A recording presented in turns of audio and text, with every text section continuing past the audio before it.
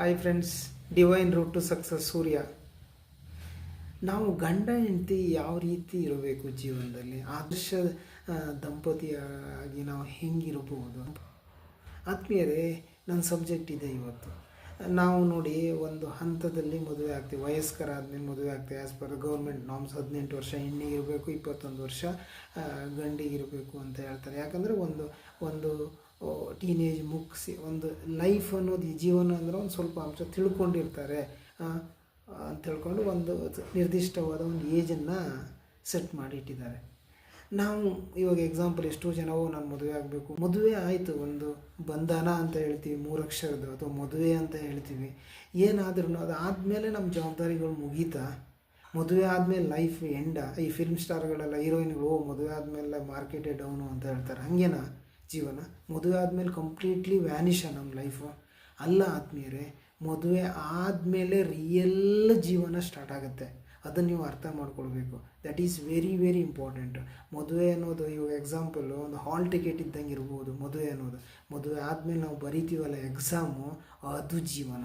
ಅದನ್ನು ನಾವು ಹೆಂಗೆ ದಿನ ಆ ಸಪ್ತಪದಿ ತೊಳ್ಕೊಂಡು ಹೆಜ್ಜೆ ಹಾಕಿಬಿಟ್ಟು ಪ್ರತಿಯೊಂದು ಕ್ಷಣದಲ್ಲಿ, ಪ್ರತಿಯೊಂದು ಮೂಮೆಂಟಲ್ಲಿ ಬ್ರಾಹ್ಮಣರು ಹೇಳ್ತಾರೆ, ಗಂಡನ ಹಿಂದೆ ನಾನು ಬರ್ತೀನಿ ಅಂತ ಹೆಂಡತಿ ಹೇಳಿಬಿಟ್ಟು ಸಪ್ತಪದಿನ ತುಳಿದು ನಾವು ಮಾಂಗಲ್ಯವನ್ನು ಕಟ್ತೀವಿ ಗಂಡ ಆದವನು. ಆದರೆ ಅದೇ ಥರ ಜೀವನದಲ್ಲೂ ನಾವು ನಡ್ಕೊಳ್ಬೇಕು. ಇಲ್ಲಿ ನಾನು ಹೇಳ್ತಿರೋದು ಗಂಡಿಗೆ ಒಂದು ಸಿದ್ಧಾಂತ, ಹೆಣ್ಣಿಗೆ ಒಂದು ಸಿದ್ಧಾಂತ ಅನ್ನೋದ್ರ ಬಗ್ಗೆ ನಾನು ಮಾತಾಡಲ್ಲ. ಇಬ್ಬರಿನ ಬಗ್ಗೆ ಹೆಂಗಿರಬೇಕು ಜೀವನ, ಸಾರ್ಥಕ ಜೀವನ ಹೇಗೆ ಅನ್ನೋದ್ರ ಬಗ್ಗೆ ನನ್ನ ಮಾತು. ಫಸ್ಟ್ ಆಫ್ ಆಲ್, ಈಗ ಮದುವೆ ಆಯಿತು, ಮದುವೆ ಆದಮೇಲೆ ನಾವು ಓನ್ಲಿ ಫಾರ್ ನಮ್ಮ ಮಕ್ಕಳು ಮಾಡ್ಕೊಳ್ಬೇಕು ಆಗೋದಾ? ಖಂಡಿತ ಅಲ್ಲ ಆತ್ಮೀಯರೇ. ನಾವು ಮದುವೆ ಆಗೋದು ಒಂದು ಸಾರ್ಥಕ. ಈಗ ನೋಡಿ, ಒಂದು ಹೆಣ್ಣು 18 ವರ್ಷಕ್ಕೆ, ಒಂದು 22 ವರ್ಷಕ್ಕೆ ಮದುವೆ ಆಯ್ತು ಅಂತ ತಿಳ್ಕೊಳ್ಳಿ. ಅವಳಿಗೆ 5 ವರ್ಷದಿಂದ ನಾನು ತೊಗೊಂಡ್ರು, 5 ವರ್ಷದಲ್ಲಿ ನಾವು ಏನು ಬೆಳೆದಿದ್ದೀವಿ ಅಂತ ನಮ್ಗೆ ಗೊತ್ತಿರಲ್ಲ. 5 ವರ್ಷದಿಂದ 25 ವರ್ಷ ಅಂತ ಹೇಳಿದ್ರೆ 20 ವರ್ಷ ಎಕ್ಸ್ಪೀರಿಯನ್ಸ್ ಇರೋ ಒಂದು ಹುಡುಗಿ ಅವಳಿಗೆ 25 ವರ್ಷ ಜೀವನದ ಎಕ್ಸ್ಪೀರಿಯೆನ್ಸ್ ಇದೆ. ಅವಳ ಬಾಲ್ಯ ಇರ್ಬೋದು, ಅವಳ ಸ್ಟಡೀಸ್ ಇರ್ಬೋದು, ಅವಳ ಫ್ರೆಂಡ್ ಸರ್ಕಲ್ ಇರ್ಬೋದು, ಎಲ್ಲವುದನ್ನು ಬೆಳೆತಿರುವ ಒಂದು ಜೀವ ನಿಮ್ಮ ಮನೆಗೆ ಬಂದಿರುತ್ತೆ. ಅದೇ ಸೈಡ್ ಒಂದು ಹುಡುಗ ಒಂದು 28 ವರ್ಷ ಅಥವಾ 30 ವರ್ಷಕ್ಕೆ ಮದುವೆ ಆದ ಅಂತ ತಿಳ್ಕೊಳ್ಳಿ. ಅವನಿಗೆ 25 ವರ್ಷ, 5 ವರ್ಷದಿಂದ ಕೌಂಟ್ ಮಾಡಿದ್ರೆ 18ರಿಂದ 20 ವರ್ಷ ಎಕ್ಸ್ಪೀರಿಯನ್ಸ್. ಅವನ ಬಾಲ್ಯ, ಅವನ ಯೌವನ, ಅವನ ವಿದ್ಯಾರ್ಥಿ ಜೀವನ, ಅವನ ಉದ್ಯೋಗ, ಅವನು ಮನೆ ಮಠ, ಎಲ್ಲವುದನ್ನು ಇನ್ಕ್ಲೂಡ್ ಆಗಿ ಒಂದು ಜೀವ ನಿಮ್ಮ ಜೊತೆ ಬಂದಿರುತ್ತೆ. ನೀವು ಒಂದು ಗೂಡು ಕೊಟ್ಕೊಂಡು, ಒಂದು ಸೂರು ಕಟ್ಕೊಂಡು ನೀವು ಬದುಕ್ತಾ ಇರ್ತೀರ. ಹಾಗಾಗಿ ಇಲ್ಲಿ ಅರ್ಥ ಮಾಡಿಕೊಂಡು ಬದುಕೋದು ತುಂಬ ಇಂಪಾರ್ಟೆಂಟ್ ಆಗಿರುತ್ತೆ. ಜಸ್ಟ್ ಮದುವೆ ಅನ್ನೋದು ಜಸ್ಟ್ ತಮಾಷೆಯ ಜೀವನ ಅಲ್ಲ. ಅದನ್ನು ನಾವು ತುಂಬ ಗಂಭೀರವಾಗಿ ಅರ್ಥಗರ್ಭಿತ ಜೀವನ ಅಂತ ಹೇಳ್ತಾರಲ್ಲ, ಆ ಥರ ಬದುಕಬೇಕು ಅಂತ ಹೇಳಿದ್ರೆ ನಾವು ಪ್ರತಿಯೊಂದು 2 ಜೀವಗಳ ಜೊತೆ, 2 ಬ್ರೈನ್ ಜೊತೆ ನೀವು ಇರ್ತೀರ, 2 ದೇಹದ ಜೊತೆ ನೀವು ಇರ್ತೀರ. ಒಂದು ಏನೇ ಒಂದು ಡಿಸಿಷನ್ ತಗೊಂಡ್ಬಿಟ್ಟಿದ್ರೆ 2 ಜೀವ ಇರುತ್ತೆ, ಅವ್ರದ್ದೇ ಒಂದು ಆಲೋಚನೆ ಇರುತ್ತೆ, ನಿಮ್ಮದೇ ಒಂದು ಆಲೋಚನೆ. ಅದನ್ನು ಅರಿತು ಬೆರೆತು ಜೀವನ ಸಾಗಿಸೋದ್ರಲ್ಲಿ ತುಂಬ ಅರ್ಥ ಇರುತ್ತೆ. ಅದನ್ನು ಹೆಂಗೆ ಬದುಕ್ಬೋದು, ಹೆಂಗೆ ಸಾರ್ಥಕತೆಯನ್ನು ನಾವು ಜೀವನ ನೋಡಿ, ಮದುವೆ ಆದಮೇಲೆ ಜಗಳ ಆಗುತ್ತೆ.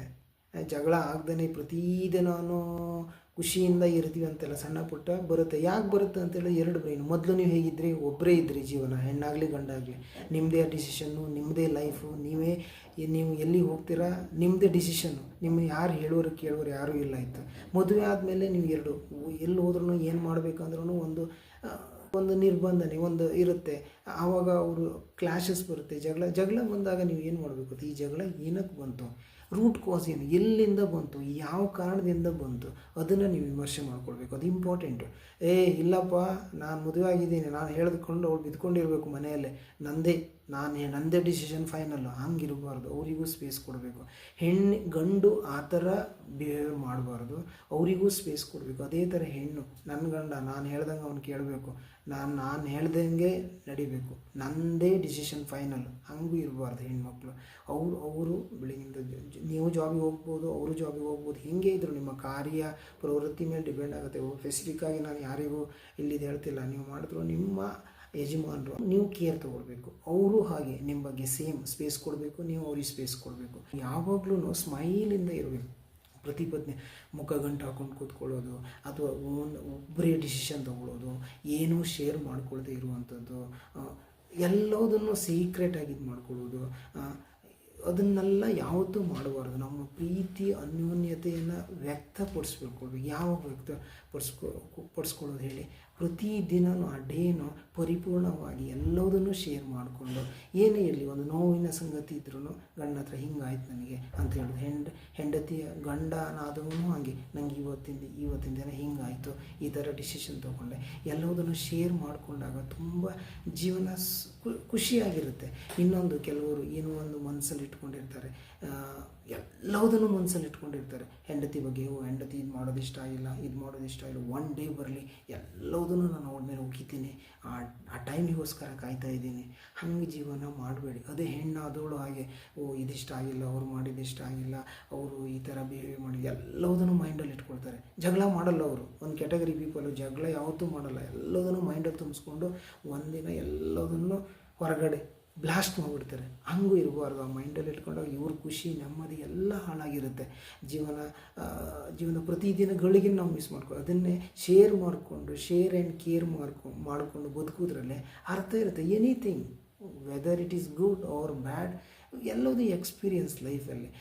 ಆ ಥರ ಶೇರ್ ಮಾಡ್ಕೊಂಡಿರಬೇಕು ಯಾವತ್ತೂ. ಹಂಗೆ ಈಗ ಎಕ್ಸಾಂಪಲ್, ನನ್ನ ಹೆಂಡತಿ ಬಗ್ಗೆ ನನಗೇನೋ ಒಂದು ಕೆಟ್ಟ ಅಭಿಪ್ರಾಯ ಅಥವಾ ನನಗೇನೋ ಇಷ್ಟ ಆಗಿಲ್ಲ ಅವ್ಳ, ಅದನ್ನು ಮನಸ್ಸಲ್ಲೇ ಇಟ್ಕೊಳ್ಬಾರ್ದು. ಅದನ್ನು ನೋಡಿದ್ರೆ ಹೀಗೆ ಮಾಡ್ಬೋದಲ್ಲ, ಈ ರೀತಿಯೂ ಮಾಡ್ಬೋದಲ್ವ ಅಂತ ಅವಳಿಗೆ ಹೇಳಿ, ಅವಳಿಂದ ಏನು ಒಪಿನಿಯನ್ ಬರುತ್ತಂತ ನಾನು ಸ್ವೀಕರಿಸಬೇಕು.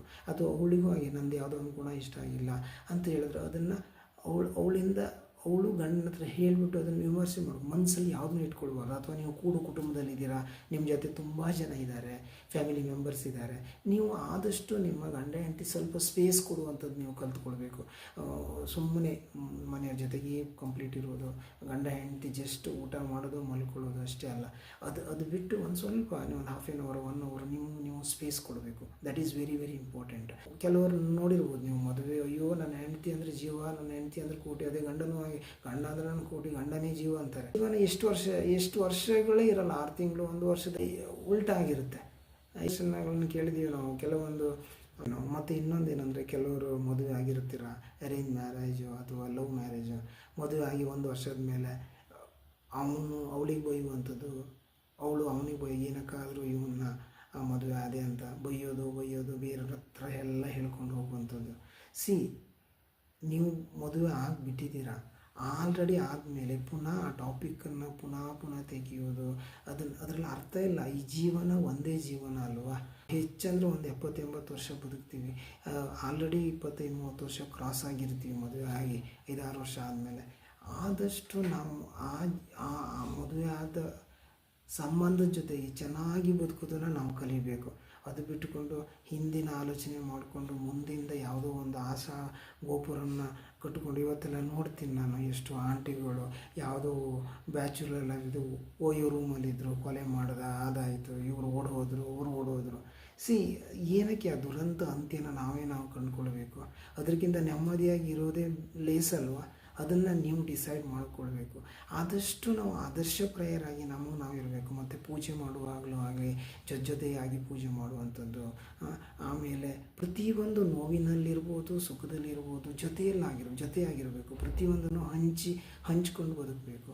ಅದಲ್ಲದೆ ಒಂದು ಸಭಾ ಕಾರ್ಯಕ್ರಮಕ್ಕೆ ಹೋದಾಗ ಅಥವಾ ಮದುವೆ ಏನಕ್ಕೆ ಹೋದ, ಇಬ್ಬರು ಜೊತೆಯಲ್ಲೇ ಇರೋದು, ಒಂದು ಡ್ರೆಸ್ಸಿಂಗ್ಸ್, ಇಬ್ಬರು ಅನ್ಯೋನ್ಯತೆಯಿಂದ ಇರೋದು, ಅದನ್ನೆಲ್ಲ ನಾವು ಪರಿಪಾಲಿಸ್ಕೋಬೇಕು. ಎಲ್ಲೆಲ್ಲೋ ದೂರ ಇರೋದು, ಅದು ಗಂಡ ಹೆಂಡತಿಗೆ ಒಂದು ಶೋಭೆ ತರಲ್ಲ. ಇಬ್ಬರು ಜೊತೆ ಇದ್ದುಕೊಂಡು ಅಂದರೆ ಕಂಟಿನ್ಯೂ ಜೊತೆಯಲ್ಲೇ ಇರಿ ಅಂತ ನಾನು ಹೇಳೋದಲ್ಲ.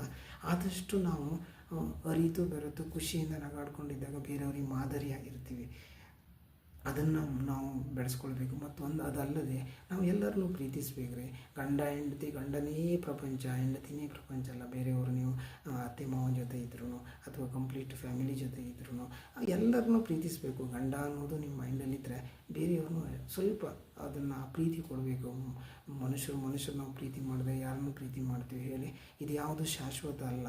ಹಾಗಾಗಿ ಪ್ರತಿಯೊಂದನ್ನು, ಪ್ರಾಣಿಗಳನ್ನಿರ್ಬೋದು, ಮನುಷ್ಯ ಎಲ್ಲವನ್ನೂ ಒಂದು ಅಚ್ಚುಕಟ್ಟಾಗಿ ಸಾರ್ಥಕ ಜೀವನ ಆಗುತ್ತೆ. ಈ ಟಿಪ್ಸನ್ನು ನೀವು ಫಾಲೋ ಮಾಡಿ. ಇದು ತುಂಬ ಹೆಲ್ಪ್ ಆಗುತ್ತೆ. ಯಾಕಂದರೆ ಜಸ್ಟ್ ಫಾರ್ ನಾವು ಆಸೆ ಬಯಕೆಗೋಸ್ಕರ ಮದುವೆ ಆಗೋದಲ್ಲ.